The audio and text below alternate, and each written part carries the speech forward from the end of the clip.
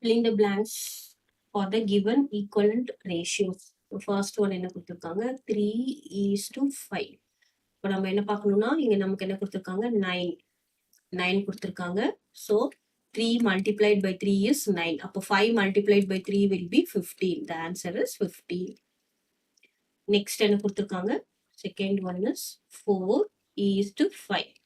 So here 5 multiplied by 2. அதுதான் இங்க என்ன கொடுத்திருக்காங்க 10 கொடுத்திருக்காங்க. அப்போ 4 multiplied by 2 will be 8. 8:10. So next third one இங்க என்ன கொடுத்திருக்காங்க 6:dash கொடுத்திருக்காங்க. இங்க 1:2 கொடுத்திருக்காங்க.